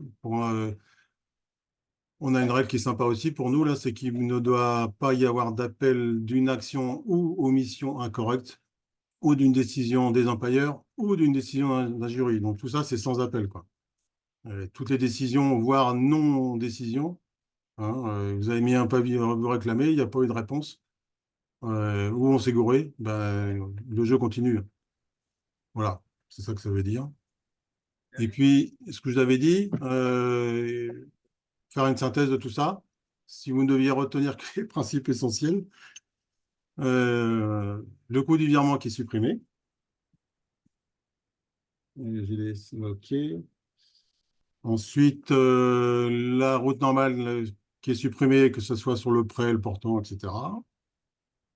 que sur la règle 18, donc lorsqu'on allume la zone des 3 longueurs, on se représente le sillage de trajectoire autour et ça nous permet d'identifier qui est à l'intérieur du virage et l'autre à l'extérieur. Voilà. Il y a l'histoire de route normale, vous êtes tout seul sur le stade.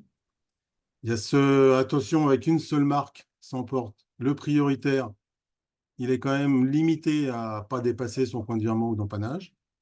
Par contre, quand il y a 2 bouées, au vent ou sous le vent, le prioritaire, il fait un peu ce qu'il veut dans la limite de la règle 16, encore une fois. Il peut changer d'avis.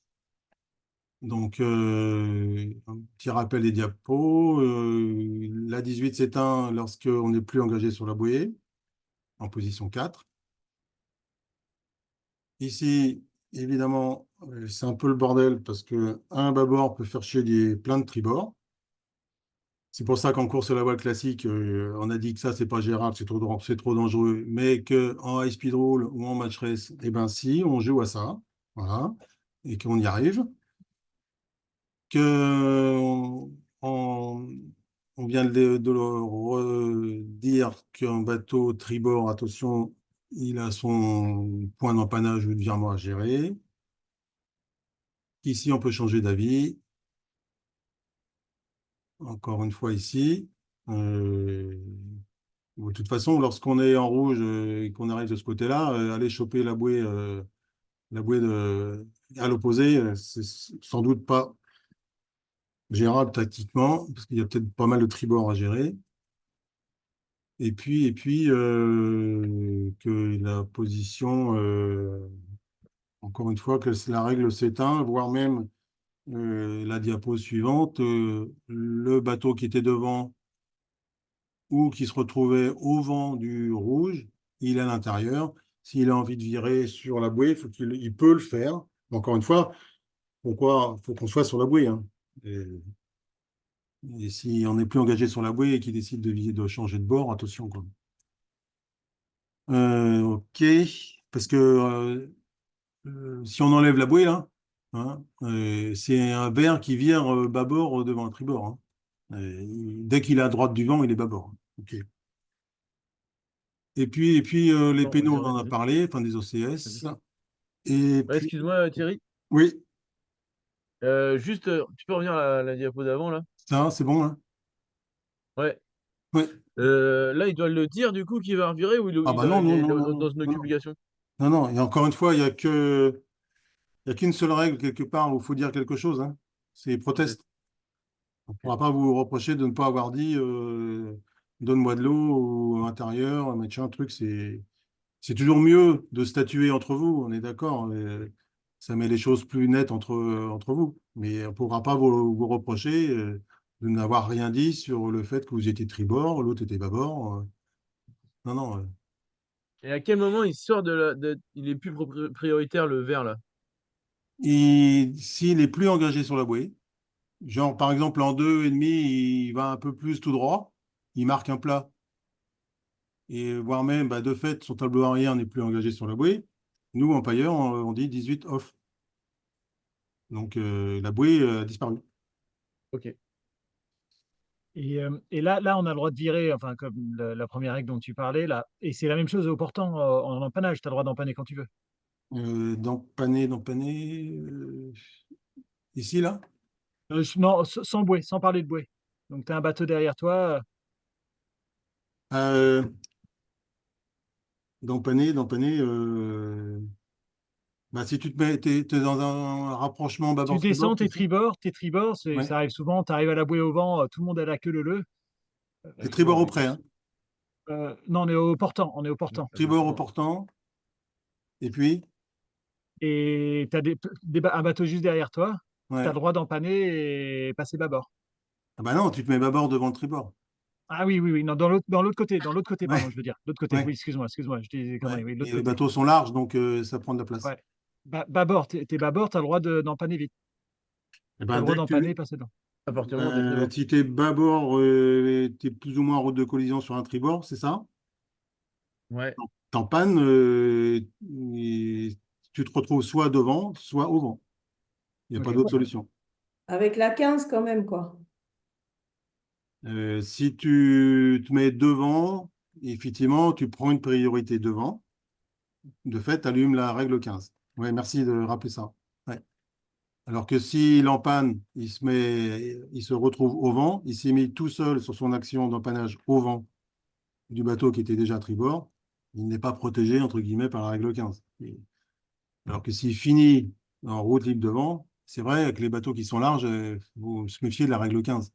Si sur sa fin d'empannage, il est sur une distance telle que le bateau qui se retrouve derrière, dans ce délai de la règle 15 qui est super court, hein, 1, 2 secondes, hein, moi derrière, maintenant, il faut que tu me donnes de la place dans les conditions existantes. Et s'il y a 20 nœuds, c'est pas la même chose qu'il y a 5 nœuds, évidemment. Ok, il faudrait que je fasse le petit schéma demandé par Émeric. Et dernière question, là, vu qu'on est sur du jugement direct, Ouais. c'est-à-dire une pénalité enfin en tout cas un cas qui se trouverait sans jury, si il y a une faute, je sais pas, un bâbord tribord sans jury, que le bâbord ne répare pas, là c'est pas réclamable. Si, ce sera précisé dans les IC, ça. D'accord. Ok, ça veut dire qu'il y a à la fois du jugement direct et sur les cas de jugement direct sur lesquels il y a eu une action du jury, on ne peut pas revenir dessus. Néanmoins, s'il n'y avait pas de jury pour voir la faute, on est en capacité à pouvoir réclamer à terre. Oui. Oui, En suivant la règle des réclamations, c'est-à-dire, ça, c'est quoi? Le drapeau rouge est toujours obligatoire? ouais. Ouais, et puis prévenir l'adversaire, prévenir l'ADC, tout ça, c'est écrit dans, dans les IC. Ok. Est-ce Juste que Thierry, tu peux pardon. Du coup, repréciser des courses mixtes. la définition du point de Attends, il y en a virement deux et qui le point parlent en même temps, d'empannage? excuse-moi. Ouais, j'ai laissé Laurent parler. On verra après. Ouais, pardon. Est-ce que tu peux repréciser la notion Oui, la notion, ça a coupé. ouais, Allô? Vas-y, répète, ça a coupé. point de virement et de point d'empannage? Euh, on parle de route normale, place à la marque route normale. Donc, faut se mettre en considération que tu es tout seul en train de passer ta marque et que tu as envie de faire une trajectoire idéale dans les conditions existantes. Vent, courant, mer, etc. Donc ça Donc, veut dire c'est que du si, courant, si c'est t'es du pas prêt courant. à ta manœuvre parce que tu as mal géré, je sais pas, tu as un problème, tu as mal géré tes écoutes ou je sais Ah pas quoi, ben, on va dire, c'est le jeu, ma pauvre Lucette, tu t'es mis en infraction réglementaire due à un problème technique, ben, t'as merdé, tu répares, et puis voilà. Oui, oui. ok, donc le point de virement, point d'empannage, c'est considérant une manœuvre En bon marin. Bon en bon marin dans les conditions marin existantes. sans problématique. Ok. Ouais. Alors, ce qui crée parfois des désaccords hein, entre nous. Ouais, moi, putain, t'as été super loin par rapport à la bouée. Ben oui, mais il y a vraiment qu'il faut qu'on prenne en considération ce qu'on a l'habitude de voir chez vous, euh, les conditions évidemment de vent et de mer, mais aussi de courant. Et à Saint-Malo, ben, il peut y en avoir, et à Pornichet aussi, qui fait que ben, ça fait une trajectoire peut-être un peu longue ou éloignée par rapport à la marque. Et on l'a déjà vécu, ça. Et Ouais, là-dessus, en cas d'hésitation, tu iras plutôt sur le fait qu'un bateau puisse mettre plus de temps à faire sa manœuvre que moins de temps. ouais, et c'est ce que j'allais compléter par mon commentaire. On a cette super règle 7, dernier point de certitude, quoi. Ok. Voilà, faut que ça soit, quand on est sur en pourcentage, si on traite ça en pourcentage, peut-être que mes amis, ils auraient d'autres arguments, mais moi, j'aime bien mettre 80% d'infraction pour mettre une pénalité. Quand on est sur du 60, 70, ben, on va peut-être pas pénaliser, quoi. Ouais, on met du poids dans les en pourcentage là-dessus, quoi. Il y a toujours une zone grise, évidemment, évidemment. Et Je- ouais, Est-ce que tu peux préciser comment ça se passe, les pénalités là? En gros, on doit faire quoi? C'est matérialisé comment? Combien de temps on s'arrête? Enfin, tout ça. Eh ben, c'est à notre initiative, on a discuté des plombes de ça. Euh, on va estimer le temps. On a plusieurs repères par rapport à ça. Si dans les conditions existantes, eh ben, il aurait fallu faire un virement ou une rotation complète, ben, il aurait perdu tant de longueur. Voilà. C'est pas en temps. On peut pas le gérer en temps parce que si le bateau qui doit faire une pénalité, il ralentit pas, eh ben, de fait, il perd pas de terrain par rapport à ses adversaires. Eh ben, ça va prendre du temps, malheureusement. Non, mais c'est pas exactement ça ma question. C'est concrètement, tu es à bord du bateau, tu réclames, tu protestes, tu montres un drapeau, enfin le bateau qui est les concurrents, et toi sur le bateau Empire, il se passe quoi? Il y a un drapeau qui est levé le Oui, temps de faire ta péno, c'est ça en fait, c'est oui, le oui, processus oui, oui, d'attribution des pénaux, comment on voit ça sur le Zodiac et oui. qu'est-ce qu'on doit faire nous en tant que On est, concurrents aussi? on est censé être proche de vous. Peut-être que ça nécessite quelques secondes pour être enfin, en visu avec vous. Et il y a un pavillon rouge, on a désigné le bateau. Ben, tu fais des actions pour ralentir. Et tant que le pavillon rouge est en l'air, tu dois être en ralentissement. Et ce qu'on gère aussi, c'est le temps que vous allez remettre à relancer. Si je vais de votre côté navigant, il faut qu'on intègre aussi, nous, dans le timing de pavillon rouge ici. Et ça va mettre du temps à relancer, évidemment. C'est bon, Anne-Claire? Ouais, ok, merci. Et Ouais. on doit montrer un pavillon, nous, sur le bateau? Ouais, ah bah oui. C'est quoi? C'est un Y ou c'est un rouge? C'est Je quoi? sais plus, tiens, je sais plus. Je suis tellement Parce que sur les outils que tu parlais C'est de un rouge. rouge. C'est c'est un rouge un donné. rouge, hein, C'est oui, un c'est un rouge. rouge. Ouais. Ouais. Ouais. Ok. Donc ça aussi, c'est un rouge 30-30. Tiens, on en profite pour le dire, hein, parce que c'est pas un mouchoir de poche, c'est un gros pavillon. Et prenez le pavillon d'Emeric, il est grand, on le voit bien. Et si possible, sur une hampe, c'est pas mal aussi, ça. Hein. Et quitte à en avoir un de chaque côté, hein, du barreur. Voilà. Oui, oui, plus c'est clair entre nous, mieux c'est, évidemment. Et Thierry, sur les temps enfin, c'est quand même assez arbitraire là, le temps de pénalité. Vous avez une abaque en fonction de la vitesse du bateau et choses comme ça ou pas du Non, tout non, Ok. non. Mais si on veut que ça reste simple, pour éviter ce qu'on a essayé de tenter, ce qu'on avait fait les années précédentes, moi, je pense et nous pensons que c'est la moins pire. OK? Une question, Il y a Thierry, d'autres aussi, données par rapport avant la- Oui, vas-y, il y en a deux qui ont parlé. une question, c'est-à-dire que le temps de pénalité est un peu graduel par rapport on va dire, au gain qui aurait pu être fait par rapport à la faute. Ouais, Enfin, un passage de bouée, tu arrives à passer et finalement, tu aurais dû éviter, faire un tour et compagnie, et du coup, tu passes devant deux bateaux. ouais, Donc, vous allez considérer le gain gagné par la faute euh, pour le pénaliser. ouais.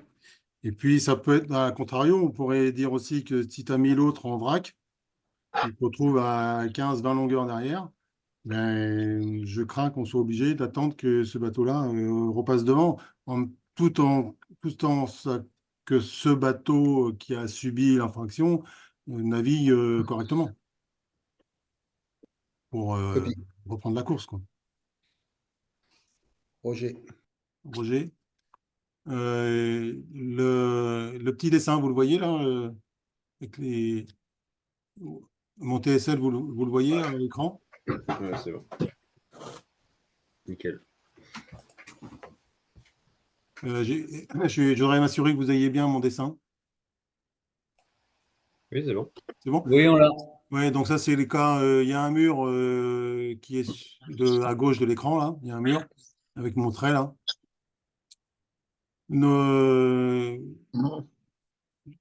jaune qui est devant, il est dans une situation où il aimerait bien empanner. Le bateau qui est derrière, il est donc en route libre derrière, ok. Mais il va se retrouver peut-être dans une situation au final sous le vent. Un bateau sous le vent doit donner, un bateau sous le vent doit donner de la place à un bateau intérieur à l'obstacle. Le bateau bleu est à l'extérieur. Il doit donner de la place au jaune. La place, eh ben, c'est peut-être de naviguer toujours en tribord. euh, En l'occurrence, là, si le vent il vient toujours d'en haut. Mais c'est peut-être pas de se mettre en route de collision sur le tribord, ici. Alors, le problème qu'on avait eu, Bonifacio, c'est que tout ça, c'était pas mal, relativement incertain. Et que, de fait, de l'incertitude des fonds, on a mis la réclamation dos à dos, quoi. Mais on peut dire que Erwan, il a eu chaud aux fesses sur ce cas-là. Et la meilleure solution, quand même, pour être serein au niveau des règles, c'est moi, je suis à l'extérieur de l'obstacle, je te donne de la place. Et la place, si tu es en capacité de continuer de naviguer le long de l'obstacle comme ça, sans empanner, bah, continue. Voilà. Par contre, si l'obstacle il change de ce type-là, voilà. Si on met un obstacle qui est par là, il y a un moment, celui qui est à l'intérieur jaune, il n'a pas d'autre solution que de se mettre en bâbord. Et le bateau à l'extérieur doit donner de la place qui va être d'empanner. Voilà. Est-ce que ça répond, Émeric, à l'incertitude? Tout à fait, tout à fait. Merci d'avoir insisté sur ce point. Et Après, après, c'est un truc, Et oui, alors pardon, j'ai Thierry, pas fini. J'ai pas fini. Il n'y a pas besoin de faire appel à la voix. C'était ça aussi le truc. C'est la règle 20, c'est appel à la voix quand on est au près, mais là, on n'est pas au près, on est au portant. Donc on est simplement dans la règle 19 de base, intérieur, extérieur, par rapport à l'obstacle. L'extérieur donne de la place et, et que le bateau à l'intérieur, il a droit à la place, mais pas plus que forcément si on met l'inverse ici, voir l'inverse comme ça, voilà, si c'est comme ça, évidemment, le jaune est en infraction de se mettre bâbord devant le tribord.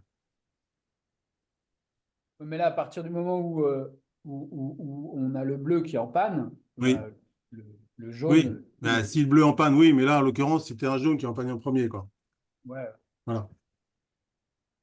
OK? et Thierry, là, tu n'es pas matérialisé les trois longueurs, mais on est d'accord qu'il y a bien les trois longueurs qui s'appliquent par rapport à l'obstacle. Ouais, ouais, ouais, ouais. Euh, Oui, là, ils sont à l'intérieur de la zone parce que le mur, il est là, quoi. Ouais, Ok, d'accord. ouais. Bon, ben, j'espère vous avoir bien embrouillé. Non, je rigole. allez, sur notre dernière question, Ouais. euh, je voulais repartir. Alors, on est d'accord, on a arbitré en HSE sur le début des courses, mais après, quand on passe au large, on est RCV normal, ou Ouais, RSSI, et après, le nuit, on passe en RIPAM. ouais. Et je voudrais, parce qu'on me dit plein de trucs et machin, on est d'accord qu'en RIPAM, au final, il n'y a plus que la 10, tribord-bâbord, et la 11 qui s'applique. Moi, je suis une quiche en RIPAM, donc vous êtes plus calé que moi en RIPAM. Mais c'est les règles du RIPAM qui s'appliquent au coucher, du coucher au lever, c'est sûr. Oui, mais c'est important parce que finalement, Oui, avec des bateaux, on va arriver à des moments d'engagement, de navigation au contact ouais, de nuit ouais. et d'être bien calé sur les mêmes règles. Donc, je pense que ça peut être pas mal juste d'éclaircir en disant OK, bah, c'est RIPAM, c'est telle règle et telle règle. Ouais, Pour moi, dans le RIPAM, il n'y a même pas une question d'engagement en une-bouée, quoi. ouais, ouais, ouais, oui, ah oui. Il n'y a pas de machin. Pour moi, ce que je lis dans le RIPAM, c'est juste tribord, bâbord et règle 11, quoi, au vent sous le vent, quoi. Ouais, puis il y a un rattrapant rattrapé aussi, non? Il y a un rattrapant rattrapé, 15. Mais ça, c'est, oui, Pas la effectivement. 15, c'est 12. Mais... Je crois qu'il La n'y a 12. même pas de bâbord tribord, hein, Et c'est si, il y gauche a un et droite. bâbord tribord à la voile. Quand les bateaux sont tribord à la voile, tribord bâbord, et au vent sous le vent. Oui, parce qu'il est à Très bien, gauche, il est là qu'à gauche de l'autre, quoi. un petit point clair, peut-être 5-10 minutes pour que tout le monde soit sur les mêmes longueurs d'onde, parce que j'ai entendu dire, ah bah non, il n'y a pas de tribord-bâbord, du coup au portant, c'est le bâbord qui est prioritaire, c'est le bateau qui vient de la droite. Enfin, un peu tout et n'importe quoi, donc je pense que ce serait pas mal d'avoir un petit point là-dessus. Ouais. Ben, moi, encore une fois, je suis pas un cadre en RIPAM, donc moi j'ai peur la nuit, hein, donc non, je rigole, mais je, les Moi, règles, j'ai peur. c'est clairement écrit dans les IC que les RIPAM s'appliquent et vous êtes censé les connaître, voilà. Mais on pourra le rappeler au briefing, oui, oui, oui. L'avantage des RIPAM, c'est qu'elles sont plus simples que les HCR ou les RCV. Thierry, c'est Greg. Là, je voulais revenir sur, sur les OCS. Oui, Donc là, on est dans une config où s'il y a OCS, le bateau, il faut qu'il revienne. ouais. Étant donné que cette année, il va y avoir quand même un certain nombre de bateaux et que ça peut être peut-être compliqué et voire même dangereux de revenir, est-ce qu'on ne pourrait pas imaginer un autre système? Est-ce qu'une pénalité en points ne pourrait pas être une solution? Non, non, non, non, non, c'est pas possible ça. Et j'en ai parlé aussi à Carole, Jawen ou d'autres. Je n'ai pas l'avis de Patrick, mais euh, c'est encore une fois selon les conditions existantes. Soit il arrive le OCS dans la minute, il arrive à revenir et tout va bien, ou bah, il se retrouve coincé et il apprend qu'il est OCS une fois que c'est parti, ben, comme dans la course de la voile classique. Sinon, on va dans des complexes, on va complexifier le merdier, quoi. Bah, ouais, après, ça peut être un système de points. Moi, c'est pas un Ouais, pourcentage, hein. mais t'es OCS de 30 secondes, t'es OCS d'une minute, t'es OCS de 2 secondes. C'est pas grave, on s'en fout. Voilà. Parce que de toute façon, quand tu es OCS, tu es OCS, que ça soit 30 secondes, d'une seconde ou de 59 secondes, la péno OCS, c'est la même, c'est que tu dois revenir passer la ligne. Donc, Moi, à la quelque part, je n'ai rien. C'est le problème du comité, j'ai envie de dire. OK. Ouais. Là, déjà, ce qu'on faisait de mémoire, c'est qu'on signalait au bout d'un certain temps le bateau qui était au CS, quoi. Donc, en fait, après, le bateau, à lui de se débrouiller pour revenir. Hmm. Et- C'est-à-dire c'est-à-dire qu'il avait l'info du comité plusieurs secondes après le départ, c'est ça, hein? ouais, Ouais. je crois que c'était ouais, c'était un laps de temps assez long, hein. Mais Hmm. s'il faisait pas l'effort de revenir tout de suite, ouais, ça le pénalisait fortement quand même. Bah oui, oui. Ouais, ce qui se fait pas mal en habitable, c'est généralement pas avant 1 minute après le départ. Ce qui Bon, c'est est vrai, c'est long. super long, hein, C'est mais long, ouais, c'est long, hein. Voilà, c'était plus court quand même. Ouais, ça ouais, doit être 10 ou 15 secondes, quoi, facile, hein. Ouais. mais ce sera pas mal de décider avant, quoi. Ouais, ouais. On demandera à Patrick d'être carré là-dessus. C'est ça. Ok. Et une autre question sur les OCS, et après je finis, enfin en tout cas j'arrêterai d'en poser. C'est quoi la règle du comité pour désigner un OCS? Je me rappelle des anciennes, enfin, c'était il y a longtemps, mais de voir il faut que ce soit enregistré. Enfin, comment est-ce que le comité officiel, enfin, si on veut revenir sur une incertitude d'OCS, ou est-ce que l'OCS donné par le comité est comme une décision de jury non attaquable? Moi, je veux bien répondre à ça. Un coureur, en fait, un bateau qui va être jugé OCS par un comité, ça va être à ce bateau de prouver que c'était pas le cas, en fait. Et on part de ce principe-là sur, sur toutes les règles de course. Et si effectivement il a une vraie preuve, eh ben, très bien, à ce moment-là, il la présente. Si c'est juste de dire, ben non, moi je suis sûr que j'étais pas au CS, si le comité, lui, en face, il dit, bah si, moi je suis sûr que ce bateau-là était au CS, la priorité va revenir à la décision du comité. D'accord, ok. Oui, ça veut dire que c'est pas interdit de réclamer, quoi. Ah ben non, c'est juste, c'est à Oui, toi d'amener la preuve. oui, oui. Très bien. Bon, ça va être l'heure de l'apéro. Perso, j'ai fini. Je vous remercie de votre attention et Merci puis Thierry. on se Merci, retrouve à Saint-Malo. Merci aux beaucoup. arbitres. Ouais. Merci Thierry, merci Corinne, merci Merci. Baptiste. Merci très à tout le bientôt. monde. Tu nous Bonne renvoies le soirée. document, Thierry, c'est ça? Ouais, vous voulez le document? Je peux vous l'envoyer. Ah ouais. Et surtout Ouais, ce serait top, l'enregistrement. Et l'enregistrement. Ouais, Ouais, merci. Ouais. s'il te plaît. Nous mettre un lien. Ça marche. Bon, bonne soirée. Merci Thierry. Salut. Salut. Merci, bonne soirée à tous. Bonne soirée. Bonne soirée.